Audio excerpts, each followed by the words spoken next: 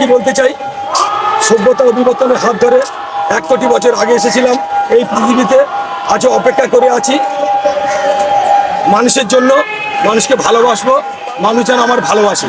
কে হিন্দু কে মুসলমান আমি দেখতে যাব না। আমি মনে করি মানুষ সব এক। জোরে জোরে কবির কথায় একটা কথা বলবো, এক বৃন্তে দুটি কুসুম, হিন্দু মুসলমান, মুসলিম তার নয়নমণি, হিন্দু তাহার প্রাণ। কেন এত জাতিভেদ, কেন এত সন্ত্রাস, কেন এত রাহাজানি, কেন এত মস্তানি? আমরা মন্দিরে যাব, মসজিদে যাব।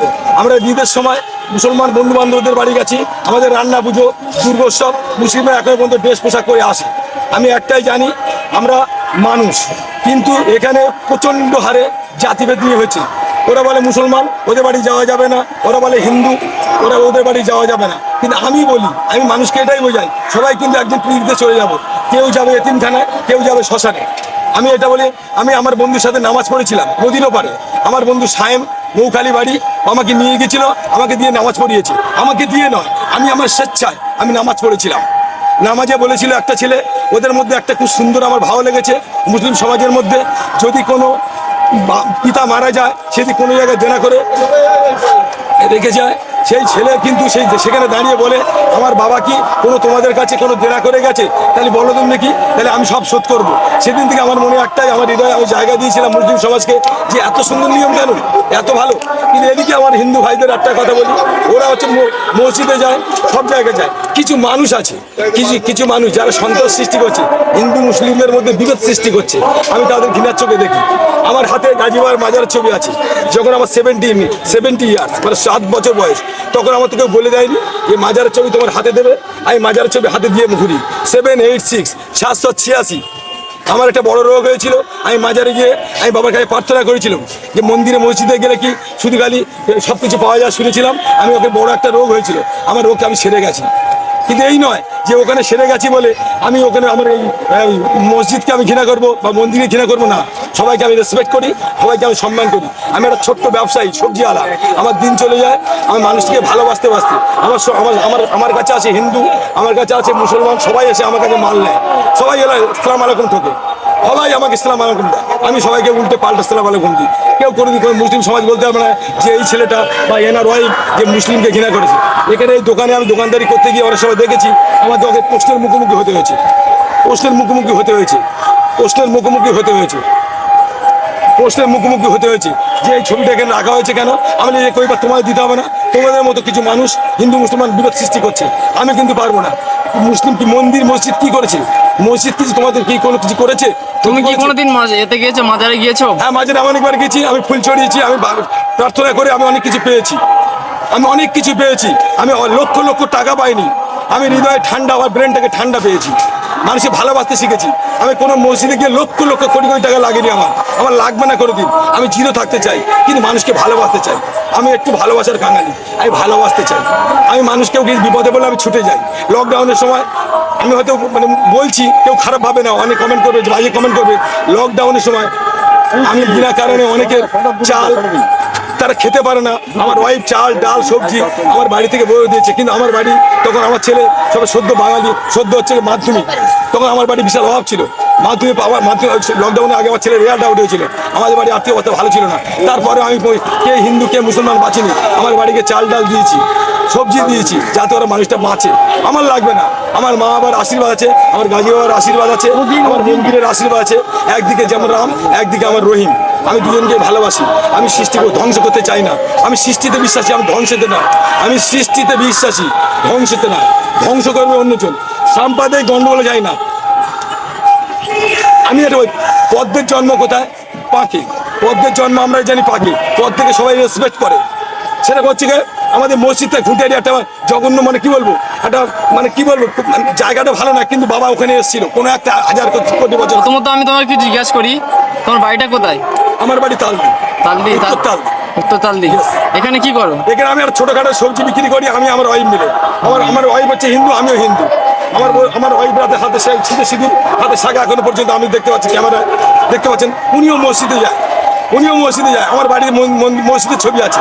অনেক হিন্দুদের কাছে প্রশ্নের মুখোমুখি হতে হয়েছিল যে মসজিদের ছবিটা আগে রাখা হয়েছিল। আমি অনেকের প্রশ্ন ঠান্ডা মাথায় দিয়েছি, অনেকে মাঝে মাঝে গরম এই হয়ে গেছে। প্রশ্নটা আমারও ছিল, ওই জন্য আমি তোমাকে ভিডিও করছি। আপনি প্রশ্ন করুন না, আপনি রেগে গেলে আমার কিছু করেননি যে মসজিদের ছবি রেখেছেন কেন, মসজিদে হয় কেন রেখেছেন মসজিদ ছবি, আমি একবার দিতে পারবো না।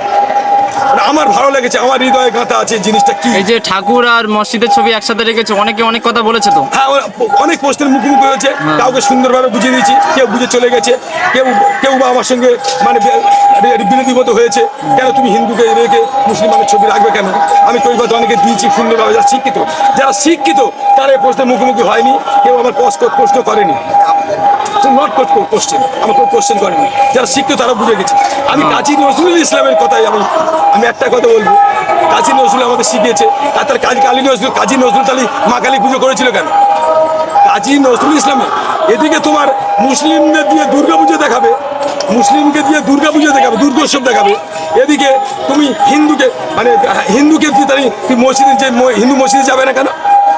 অবশ্যই। কাজী নজরুল যদি কালিমা ভক্ত হতে পারে, হ্যাঁ অবশ্যই। তাহলে রবীন্দ্রনাথ মন্দিরে পুজো দেবে না কেন? আমি দুটো কবির কথা বলছি, আমি পড়াশুনো কম জানি, আমি তবু বলছি কাজী নজরুল যদি মন্দিরে যেতে পারে, মা কালীকে যদি পুজো করতে পারে, তাহলে রবীন্দ্রনাথ সাহিত্য হ্যাঁ অবশ্যই। উনি কেন যাবে না মন্দিরে? আমার একটা কথা, আমার ওয়াইফ হাতে সিঁদুর, হ্যাঁ কপালে সিঁদুর, হাতে শঙ্খ, উনি যদি মানে বিরোধী মুসলিম ভাইদের, আমার ভাইজানদের বাড়ি যদি ঈদের সময় খেতে পারে, তাহলে আমাদের বাড়ি রান্না পুজোয় কোনো একটা পার্বণ পুজোতে কেন আসবে না? আমি দুটো সমান চোখে দেখেছি।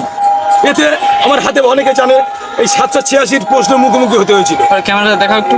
786 786 786 বোঝা যাচ্ছে না, ঠিক আছে। 786 786 786 মাজারের ছবি, কুটিয়ার শরীফ বাজারের ছবি। আমি মুসলিমদের রেসপেক্ট করি, খুব ভালোবাসি। আমি হিন্দুদেরও সমান চোখে দেখি। আমরা এত সন্ত্রাস কেন হয় আমি বুঝতে পারছি না, কেন সন্ত্রাস?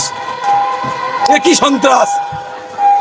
একটা জায়গা তুমি মুসলিমকে দিয়ে রাজমিস্ত্রি কাজ করাচ্ছ, রাজমিস্ত্রি কাজ করে মুসলিমরা বসে এর থেকে তোমার মুর্শিদাবাদ থেকে মুসলিম দিয়ে কাজ করাচ্ছ, ওদেরকে পরিশ্রম করাচ্ছ, হাট পরিশ্রম করাচ্ছ, ওরা অনেকক্ষণ ধরে 6 ঘন্টা 12 ঘন্টা কাজ করে। সেই হিন্দু ভাইদের কথা একটা কথা হলো, মুসলিমদের দিয়ে তুমি মানে কাজ করাচ্ছ, আর সেই মুসলিমদের দিয়ে জলের গ্লাস পাল্টাচ্ছ, পানির গ্লাস পাল্টাচ্ছ। কেন এক থালা খেতে পারো না? আমাদের বাড়ি স্টিলের থালা আছে, আমরা ভাত খাই। আমি যে থালা খাই সে আমার মুসলিম ভাই সেই থালায়। যারা মুসলিম হিন্দু ভেদাভেদ করে তাদেরকে কি বলতে চাও? আমি তাদের কাফের বলতে চাই। কাফের বলতে চাও, ভালো কথা বলেছি।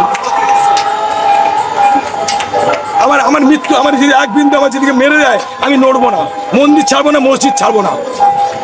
সালাম আলাইকুম বাবু, এই বাবু দেখে নাও, আমার বাড়িতে আমার দোকানে মাল না, সবগুলো দেখে নাও। তারা এসছে আমার দোকান খুঁজতে, কেন বাবু? আমাকে ভালোবাসো তো বাবু? অবশ্যই ভালোবাসো তো বাবা। দোয়া করবে, আল্লাহকে দোয়া করবে আমি যেন ঠিক থাকতে পারি, আমি যেন হিন্দু মুসলমান সবাইকে যেন সমানভাবে দেখতে পারি। এখানে কোনো রাজনীতি নয়, এখানে কোনো রাজনীতি নয়। আমার অনেক বড় বড় যাওয়ার জায়গা আছে যে আমি যেতে পারি না। আমার ফুরফুরা শরীফ যাওয়ার ইচ্ছা আছে, বড় বড় জায়গা আমি যেতে পারি না আর্থিক অবস্থার জন্য। আমার স্বপ্ন আছে, আমার অ্যাম্বিশন আছে। আমার ছেলে যদি কোনোদিন প্রতিষ্ঠিত হতে পারে, ছেলেকে আমার একবার অন্তত আমি ফুরফুরা শরীফে যেতে পারি। আমার ইচ্ছা, সবাই যায়, সবাই যায়। আমার টাকা পয়সা নেই বলে আমি ফুরফুরা শরীফ যেতে পারি। আমার এক বিন্দু রক্ত থাকতে আমি মুসলিমদের ভালোবাসবো, ভুলবো না। আমি আমার সুস্থ মস্তিষ্কে বলছি, আমি মুসলিমদের ভালোবাসি, ভালোবাসি, ভালোবাসি, 1000বার ভালোবাসবো। যদি আমাকে মারতে মারতে বলে দেয়, স্লোগান তোলে হিন্দু মুসলিম হল, মুসলিম ভুলে যা, মুসলিম বলে, আমি তবে একটাই কথা হলো 786 আমার বুকে থাক। আমি গাজী বাবা মাজার, ফুরফুরা শরীফ, যেখানে যত মসজিদ আছে সবাইকে ভালোবাসো, সবাইকে সালাম দেবো। আগামী দিনের আমার ইচ্ছা, আমি যদি কোনোদিন মরে যাই, মরে যদি আবার জন্ম নেই, একবার অন্তত মুসলিম হয়ে দেখবো মুসলিমের ভিতরে কত শ্রদ্ধা, কত ভালোবাসা আছে। আমি আমার বন্ধুর সাথে গিয়েছিলাম নদীর ওপারে, আমার বন্ধু সাহেব বললা বৌখালি বাড়ি, ও আমাকে নিয়ে গেছিল, ওর সাথে গেছিলাম। ও ওখানে গিয়ে বলেছিল, খবর তুমি তো হিন্দু ছেলে, আসো না একদিন আমাদের বাড়ি এখানে একজন মারা গেছে, এদিন ভ্যানা যেতে হবে, একটু মাটি দিতে হবে। আমি হাসতে হাসতে বলেছিলাম সত্যি আমি নিয়ম কানুন জানি না, আমি কি করবো। ও আমার মাথায় রুমাল দিয়ে বলেছিল এই রুমালটা তুই মাথায় নিয়ে আল্লাহর কাছে দোয়া করছে, মারা গেছে তার নামে সে শ্রদ্ধা করে। তারপর তার ছেলে এসে আমার বুকে জড়িয়ে বলে, তুমি হিন্দু লোক, তোমার চিনতে পেরেছি, তুই আমার বুকে এসে, তুই আমার ভাই, আগের জন্মে তুই আমার ভাই ছিলে। সেখান থেকে কি করলো, আমাকে দিয়ে ওরা নামাজ পাওয়াজ পড়ালো, ওরকে দোয়া করলাম, মাটি দিলাম। সেই মানুষটা যে এত রীতিনীতি, মুসলমানদের মধ্যে কি সুন্দর রীতিনীতি আমার ভালো লেগেছিল। বলেছিল ছেলেটা যে আমার বাবার কাছে যদি কেউ কোনো টাকা পয়সা পেয়ে থাকো আমাকে বলো, আমি শোধ করবো। আমি আমার বন্ধুকে বললাম এরম নিয়ম কানুন, তুই আমাদের হিন্দুর মধ্যে তো এরকম নিয়ম কানুন বাবারা বলে যায় না যে এই টাকাটা পাস শোধ করে দিস, ওই টাকাটা শোধ করে দিস। সত্যি বলছি আমার আমার খুব ভালো লাগে, আমি ভুলে যাবো না গো। আমি সারা জীবন আমি মসজিদকে ভালোবাসি, আমি হিন্দুদের মন্দিরকে ভালোবাসি। আমার মন্দির যেমন এক জায়গায়, আমার আমার মন্দির, আমার মসজিদ, আমার মা আছে, ভগবান আছে, শ্রীকৃষ্ণ আছে, সরস্বতী আছে, মা কালী আছে, জগন্নাথ আছে, এদিকে তোমার হচ্ছে বিশ্বকর্মা আছে, এদিকে আমার বাবা আছে, মসজিদ, মন্দির, মক্কা, মদিনা, আজমির শরীফ সব আছে। আমি এইটাকে খুব ভালোবাসি। আজমির শরীফে গিয়েছো কোনোদিন? না, আমার ইচ্ছা আছে অনেকদিন। আমি সত্যি বলছি আমার পয়সার অভাবে আমি যেতে পারি না, আমি খুব গরিব মানুষ, আমি খুব গরিব। আমার আজমির শরীফ আমার টানছে যায়, আমি গল্প শুনি আজমির শরীফের। ঈশ্বর ইচ্ছাটা পূরণ করবে। আমি জানি না, আমার ভগবান, আমার আল্লাহ, এই গড, আমি আল্লাহকে দোয়া করি। আমি একবার এই কোশ করে বলছি আমি আজমির শরীফ যেতে চাই। আমি ফুরফুরা শরীফ যেতে চাই। আমি যেখানে হাঁড়ি চড়ে, কোন জায়গার নাম আমি জানি না, ওটা মনে হয় আজমির শরীফ। যে শুনেছি বন্ধুদের মুখে ভ্যানে যেতে যেতে যে ওখানে নাকি 50 কুইন্টাল বা 50 মন না 70 মন একসঙ্গে হাঁড়ি চড়ায়। আমি যেতে পারি না, আমি কোথায় যাব পথ জানি না, কেউ আমার নিয়ে যায় না। অনেকে বন্ধুরা বলেছিল সময় হলে তোমাকে নিয়ে যাব। আমার বন্ধু সাহেবও বলেছিল তোমাকে নিয়ে যাব, ও বলেছিল তো নিয়ে যাবো। সব বন্ধু তুমি এত ভালোবাসো। আমার মনে হয় আগের জন্মে আমি মুসলিম ছিলাম, মনে হয়। বারবার কেন আমাকে টেনে নিয়ে যাওয়া, অত দূর টেনে নিয়ে যায় কেন, আমাকে টানছে কেন ফুরফুরা শরীফ, আমাকে টানছে কেন আজমির শরীফ, কেন টানছে হয় কি বুঝি না। তালদি বাজারে অনেক ক্যানিং আছে, সোনারপুর আছে, শিয়ালদা আছে, কই হিন্দু লোক তো মসজিদের ছবি আগে ডাকেনি, আমি রেখেছি কেন, হয় কেন বুঝি না। আজও এই প্রশ্ন মুখোমুখি আমি কোশ্চেন করতে পারছি, নিজের হৃদয়ে কোশ্চেন করতে পারছি না, ব্রেনে কোশ্চেন করতে পারছি না। আমি সুস্থ মস্তিষ্কে বলছি আমি ফুরফুরা শরীফ যেতে চাই, আমি চির থেকে যেতে চাই। আমি সায়েন্স সেলের সঙ্গে আমি পরিচয় করতে চাই, আমি পারি না। একটা মানে বিটকেল বাঙালির সাথে পরিচয় করতে চাই, আমার খুব ভালো লাগে। উনি মুসলিম লোক। তুমি যে এই তালদি ব্যবসা করছো, সবজি ব্যবসা, এটা কবে থেকে করছো? এটা আমি করছি। কত বছর হচ্ছে? তুমি একটু বলে দাও প্লিজ। ক বছর হচ্ছে এটা? 17 বছর আমার, একদম 17 সাল থেকে 17 সাল থেকে ব্যবসা করছো সবজি হ্যাঁ। তালদি। আমার এর আগে কি করতে? এর আগে জোয়ানে কাজ করতাম, জোগাড়ের কাজ। হ্যাঁ হ্যাঁ, মিস্ত্রি, রাজমিস্ত্রি, তাই তো? হ্যাঁ রাজমিস্ত্রি, হেল্পারি করতাম, বালি সিমেন্ট বইতাম মাথায় করে, বালি সিমেন্ট বইতাম। নবাব এসে আগে আমি মসজিদের ছবিটা আগে ধূপ দিতাম। এখনো পর্যন্ত এই ধূপের ছবি আপনি দেখতে পাচ্ছ, এই দেখতে পাচ্ছ আমি ধূপ, সকালবেলা ধূপ দেওয়া হয়ে গেছে। আমি 2 টাইম ধূপ দিই, এক সকালবেলা দোকান খোলার সময়, এক বাড়ি গিয়ে গোসল করে, তারপর আমি আমার মসজিদে এই ধূপ দিয়ে, আমার বাড়ির ছবি আছে, বাবাকে ছবি দিয়ে ধূপ দিয়ে তারপর আমি খেতে বসতাম, অন্ন খেতাম। আমি খুব ভালো, আমি রেসপেক্ট করি। বাড়িতে অনেকে গেলে ঘুরিয়ে ফেলতো যে এটা মুসলমান তুমি জিজ্ঞেস করো। না হিন্দুদের বাড়ি। তুই আমার ওয়াইফের মুখ দিচ্ছিস, আমি কিছু বলি। আসলে সামনে সব ওই যে মাজারের ছবি আছে, আবার মানে ওই যে কালীমার ছবি আছে, কৃষ্ণ ঠাকুরের ছবি আছে। তারপরে আমি বাইরে বেরোলে তারপর তারা মানে বুঝতো যে না এটা হিন্দু। শেখা থেকে শেখা আর শিখেছি। থেকে তারপর বুঝতো না এটা হিন্দু। বুঝতে পারছো? ঘুরিয়ে ফেলতো যে এটা মুসলিম এটা না মুসলিম বাড়ি না হিন্দু বাড়ি, এ কি ব্যাপার, কেন অনেকে প্রশ্ন মুখোমুখি হতে হয়েছিল যে তুমি হিন্দু লোকে মাজারের ছবি রেখেছো। আমি বলি এই প্রশ্ন তোমার দেবো, তাহলে শোনো ভালো করে গল্প। আমি বেশি পড়াশোনা জানি না, তবু তো একটু বুঝি, একটা লজিকে ফেলে দিতে হবে তো। আমি বলি আচ্ছা মসজিদ কি করেছে? তুমি একটা মুসলমানদের সাথে ঝগড়া করে, গন্ডগোল করে, সন্ত্রাস করে 1000 মুসলমানকে তুমি খারাপ বলতে পারো না। তুমি তাহলে তুমি যে হিন্দুকে সরাতে, আজহারউদ্দিনকে সরিয়ে দাও। তুমি যদি মুসলিমকে ঘৃণা করো তাহলে ইন্ডিয়ার টিমে আজহারউদ্দিনকে সরাতে হবে ফার্স্ট। আসাউদ্দিন, আজহারউদ্দিন ইন্ডিয়ার টিমে খেলেছে, আজহারউদ্দিন, তাহলে আজহারউদ্দিনকে সরিয়ে দাও। তাহলে ইন্ডিয়ার টিমে যদি তুমি ঘৃণা করো, তাহলে আমাদের অনেক আইপিএস হয়েছে, আমাদের রাজ্যে অনেক আইপিএস হয়েছে, পুলিশ অফিসার হয়েছে, তাদেরকে সরিয়ে দাও, সরিয়ে দাও। নওশাদ সিদ্দিকী ভাইজানকে চেনো? হ্যাঁ, আব্বাস সিদ্দিকী ভাইজান, আব্বাস সিদ্দিকী ভাইজান। হ্যাঁ হ্যাঁ, একদম একদম, ওনার ওয়াজ শুনি, ভালো লাগে, ভালো লাগে ওনাকে। একদম আমি রেসপেক্ট করি। নওশাদ নওশাদের সঙ্গে তো আমি পরিচয় করতে চাই, আমি আব্বাস সিদ্দিকের সঙ্গে পরিচয় করতে চাই। নওশাদের সাথে কোনো দেখা হয়েছে? নওশাদের সঙ্গে আমি মোবাইলে দেখেছি, কোন একটা ভাঙড়ি মিটিংয়ে দেখেছি, কিন্তু ইচ্ছা ছিল ওনার সাথে গলাগলি করি। ঘুটারি এসেছিল এবারে করে। হ্যাঁ, ঘুরে এসেছিল, কিন্তু আমার টাইম হয় না, আমি আটকে বসতে খারাপ, আমি দোকান চালাতে টাইম, আমি একটু ওর সঙ্গে বুকে বুক দিয়ে কথা বলবো, একটু অন্তত মাইক বন্ধের কথা বলবো। আমি আব্বাস সিদ্দিকের সাথে কথা বলতে চাই, সত্যিও আব্বাস সিদ্দিকের সাথে কথা বলতে চাই। উনি তো ওয়াচ করে। আমাদের ক্যানিং এর এমএলএ মাননীয় পরেশ রামদাসকে ভালো লাগে? একদম ভালো লাগে, খারাপ লাগে না, খুব সুন্দর লোক। উনি আছে বলে তালদি ভালো বেঁচে আছে, উনি আছে বলে ক্যানিংয়ে ভালো সুন্দর আছে। উনি যেদিন থেকে আমাদের এখানে মোটামুটি এমএলএ হয়ে এসছে, এখনো পর্যন্ত আমি পরের দেশে দেখিনি যে কোনো গরিব মানুষের বাড়িতে না গিয়ে থাকেনি, এসছে কার খাওয়া হয় না, কার কি প্রবলেম আছে। আমি তালদি বাইরে একজনের নাম বলতে চাই, কালীচরণ মাল, আমাদের উপপ্রধান, তিনবার জেতা উপপ্রধান কালীচরণ মাল। উনি হচ্ছে মানুষের নয়নের মণি, হৃদয়ের মণি।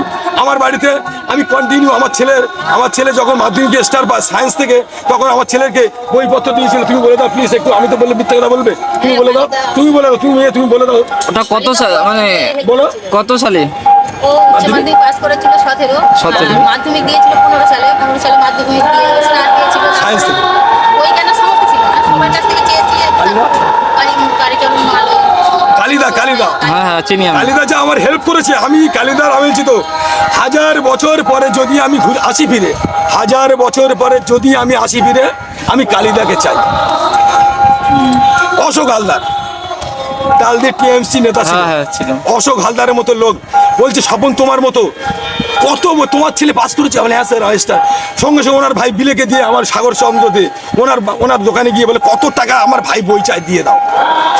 কত টাকার বই, ওনার ছেলে সায়েন্স থেকে স্টার পেয়েছে, এ তো নজিরবিহীন দৃষ্টান্ত। ঠিক আছে, এই অবধি ভিডিওটা শেষ করছে। প্লিজ আপনি আসবেন, আমি খুব ভালোবাসবো।